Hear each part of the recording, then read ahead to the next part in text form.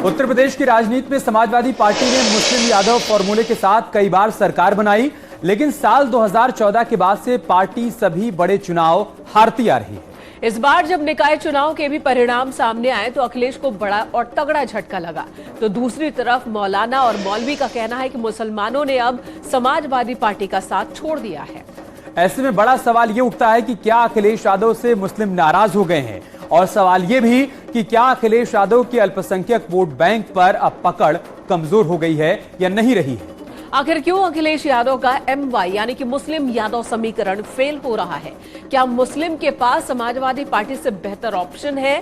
तो दूसरी तरफ इस बार क्या दलित वोट बैंक में नहीं हुई कोई सेंधमारी? तो ऐसे में 2024 में अखिलेश की रणनीति क्या होगी, आपको एक रिपोर्ट के जरिए समझाने की कोशिश करेंगे।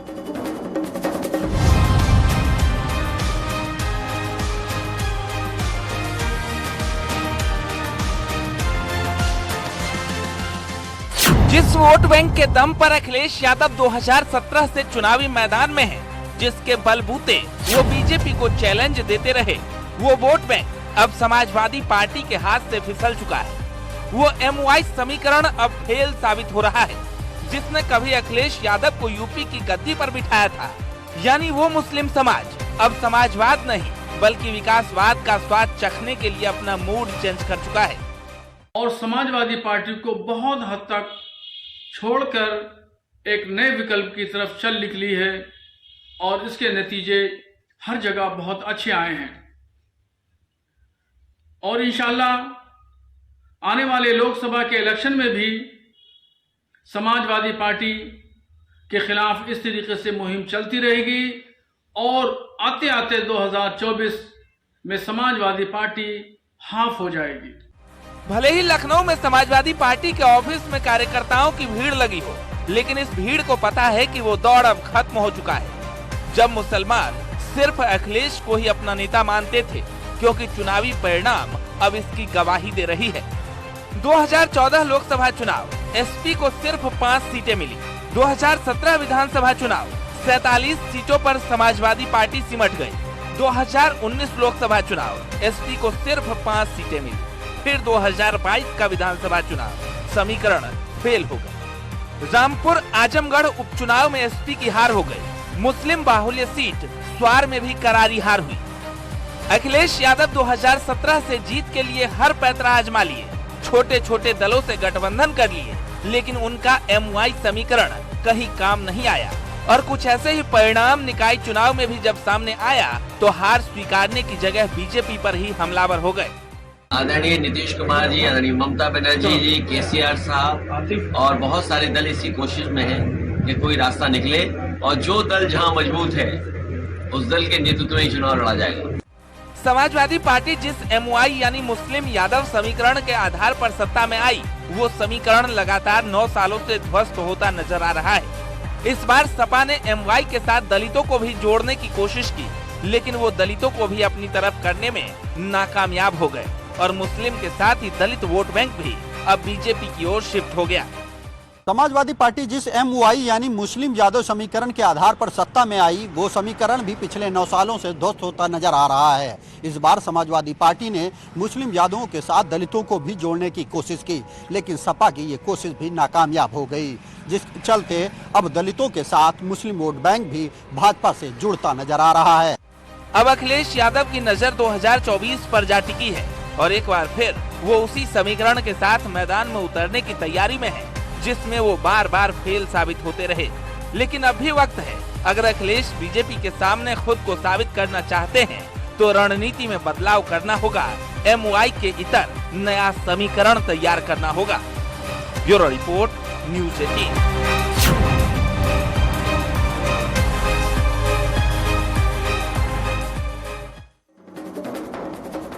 और 2024 में होने वाले लोकसभा चुनाव के लिए यूपी में नोएडा टू काशी मंथन जारी है, क्योंकि 80 में 80 सीटों पर जीत की तैयारी है। 2014 और 2019 में प्रचंड बहुमत की सरकार को एक बार फिर से दोहराने के लिए बीजेपी उत्तर प्रदेश में सभी 80 सीटों पर जीतने के प्लान के साथ काम कर रही है, जिसके लिए क्षेत्र से लेकर मंडल और जिला स्तरीय बैठकें शुरू हो गई। आज नोएडा में भूपेंद्र चौधरी ने एक बैठक की। आज वाराणसी में भी बैठक हुई है, काशी क्षेत्र की बैठक हुई। 18 मई को ब्रज क्षेत्र की मीटिंग होगी, तो वहीं अवध क्षेत्र की बैठक 19 मई को होनी है। बीजेपी 20 और 21 मई को जिला कार्यसमिति की मीटिंग भी करेगी, तो 22 से 24 मई तक मंडल कार्यसमिति की बैठक प्रस्तावित है। यानी सभी 80 सीटों पर जीत के लिए बीजेपी ने अभी से ही अपनी प्लानिंग शुरू कर दी। आपको एक रिपोर्ट दिखाते हैं कि इस बार बीजेपी की प्लानिंग कैसी है कि कैसे बूथ स्तर पर मजबूत किया जाए अपनी पकड़ को और ज्यादा।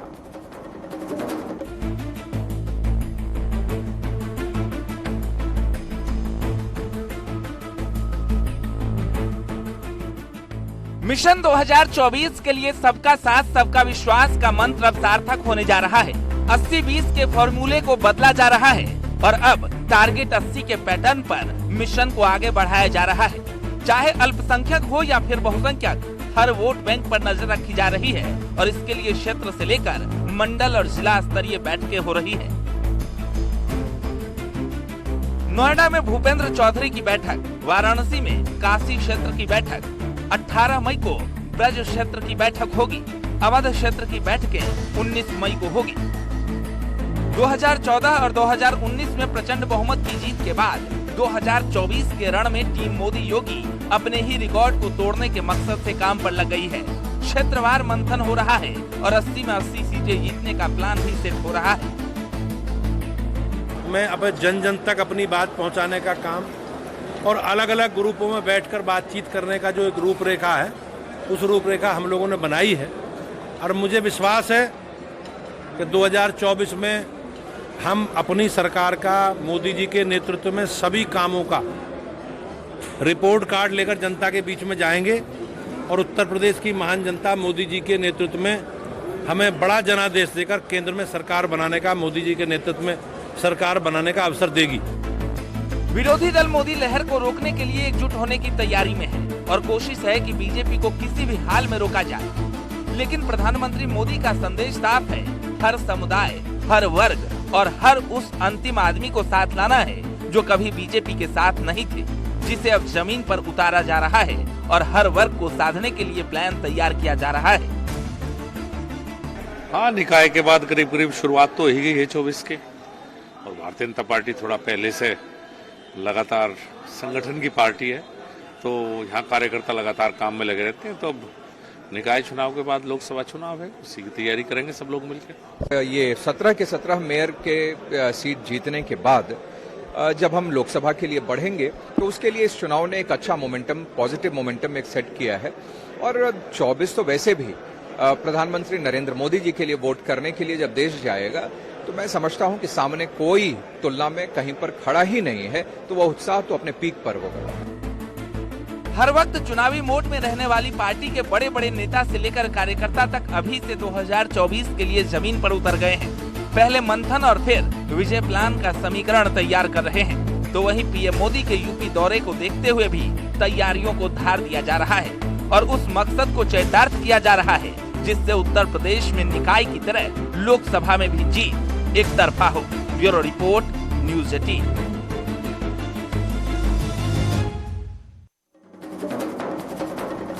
जहां बीजेपी सभी 80 सीटों पर जीत के प्लान पर अभी से ही जुट गई है, तो दूसरी तरफ विपक्षी पार्टियां अब भी हार पर ही मंथन करने में जुटी हुई हैं। आज अखिलेश यादव ने नेता और कार्यकर्ताओं के साथ एक मीटिंग की और बीजेपी को घेरने की रणनीति पर चर्चा की है।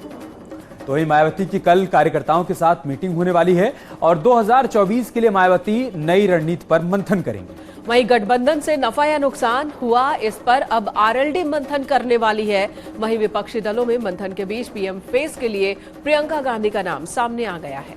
और चलिए आपको पूरी रिपोर्ट दिखाते हैं कैसे 2024 में बीजेपी को घेरने के लिए विपक्ष अपनी अपनी तैयारी में जुटा हुआ है।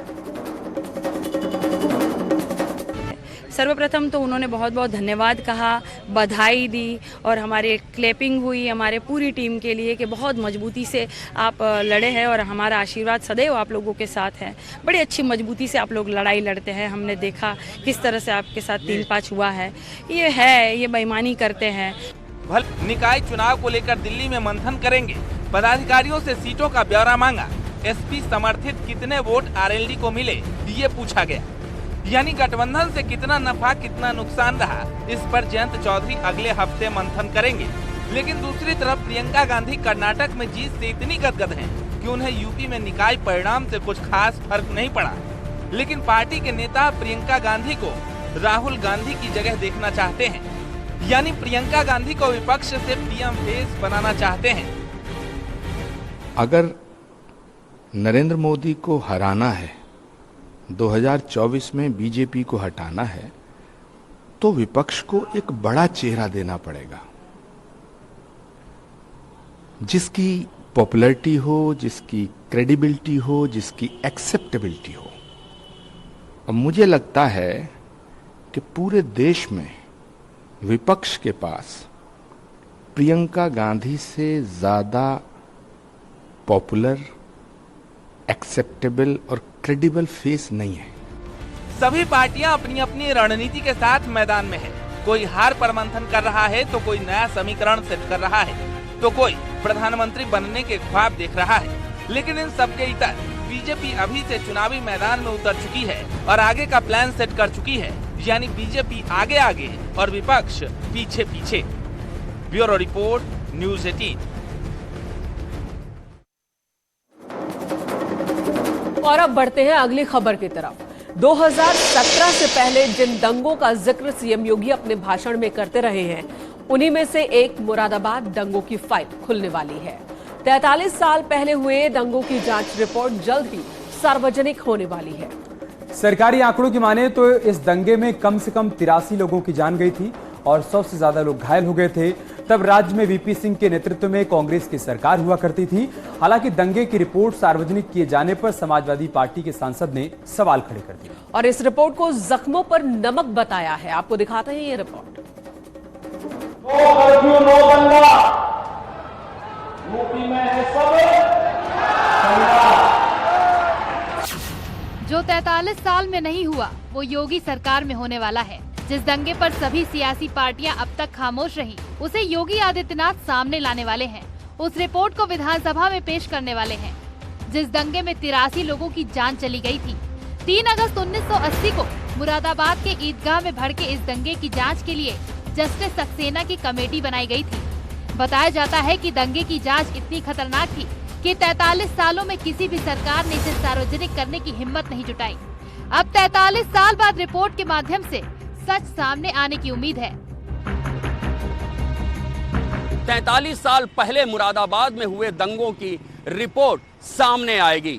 योगी सरकार ने फैसला किया है कि मुरादाबाद दंगों की जांच के लिए बने जस्टिस सक्सेना आयोग की रिपोर्ट को विधान मंडल के पटल पर रखा जाएगा। तब उत्तर प्रदेश में वीपी सिंह के नेतृत्व वाली कांग्रेस की सरकार थी। ये दंगा ईद के दिन शुरू हुआ था। जांच आयोग ने नवंबर 1983 में सरकार को अपनी रिपोर्ट सौंप दी थी, लेकिन तत्कालीन सरकार ने कभी इस रिपोर्ट को सार्वजनिक नहीं किया, जिसे योगी सरकार ने सार्वजनिक करने का फैसला किया है। ईद का दिन था, एक दूसरे को बधाई दे रहे थे। 60 से 70 हजार लोग नमाज के लिए जुटे थे। ईदगाह के अंदर ज्यादा जगह नहीं थी। हजारों लोग ईदगाह के बाहर भी खड़े थे। तभी सुअर के ईदगाह में घुसने की बात आई। फिर हंगामे के बाद पत्थरबाजी, फायरिंग होने लगी। एक तरफ पत्थरबाजी तो दूसरी तरफ पुलिस पर फायरिंग के आरोप लगे, जिसमें 83 लोगों की मौत हो गई, जबकि 100 से ज्यादा लोग घायल हुए थे। 1980 में मुरादाबाद में ईद के दिन ये दंगा हुआ था।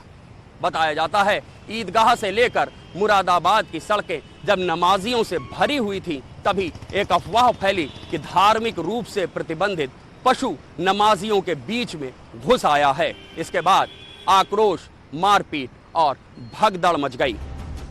अब जब उस दंगे की रिपोर्ट 43 साल बाद सामने आने वाली है, तो मुरादाबाद के सांसद इसमें भी राजनीति तलाशने लगे।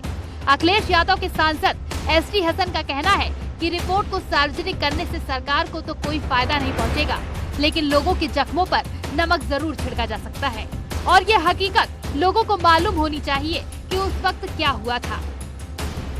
सरकार को तो कोई फायदा नहीं पहुंच सकता, लेकिन जख्मों पे नमक ज़रूर छिड़का जा सकता है और ये हकीकतें लोगों को मालूम होनी चाहिए कि उस वक्त क्या हुआ था। देश में इतना बड़ा दंगा हुआ, मैं उस वक्त MBBS का स्टूडेंट था, ईद करने मुरादाबाद आया था। जो हालात मैंने देखे वो बहुत ही ख़तरनाक थे। ईदगाह के मैदान से लाशें ट्रकों के अंदर गई थी और ज़ख्मियों को भी उन लाशों के ट्रकों में डाल के ले जाया जा रहा था। उसके बाद जो हशर हुआ पूरे मुरादाबाद का, वो किसी से छुपा हुआ नहीं है। PAC ने ज़बरदस्त जुल्म करा, घरों से निकाल के लोगों को ले गए और आज तक वो लोग वापस नहीं लौटे। हालांकि फायरिंग कैसे शुरू हुई, लोगों की मौत कैसे हुई, इसके अलग अलग वर्जन हैं। कुछ लोग ये भी आरोप लगाते हैं कि पहले भीड़ की तरफ से ही फायरिंग हुई और बगल के पुलिस स्टेशन को आग में झोंक दिया गया था। लेकिन अब 43 साल बाद दंगों की जांच रिपोर्ट सार्वजनिक होने पर सारी तस्वीर साफ हो जाएगी। Bureau report, news 18।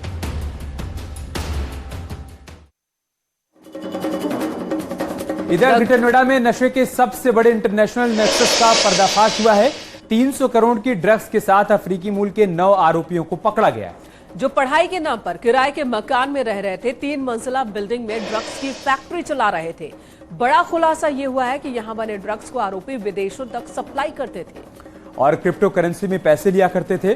Police narco terror से जोड़कर इसकी जांच पड़ताल कर रही है। इससे पहले ड्रग्स माफिया के खिलाफ CM योगी के निर्देश पर बड़ा अभियान भी चलाया गया था। 2022 में 1 हफ्ते तक अभियान चला था। नशे के कारोबार पर शिकंजा कसा गया था। इस दौरान तकरीबन 1700 मुकदमे दर्ज किए गए थे। 1700 से ज्यादा आरोपियों पर कार्रवाई भी हुई थी। 2000 से अधिक आरोपी चिन्हित भी किए गए थे और करीब 27 करोड़ का अवैध ड्रग्स बरामद किया गया था। तकरीबन 34 करोड़ रुपए की संपत्ति भी जब्त हुई थी और कोर्ट में पैरवी कर रहे 166 दोषियों को सजा दिलाई गई थी। दिखाते इस पर पूरी रिपोर्ट।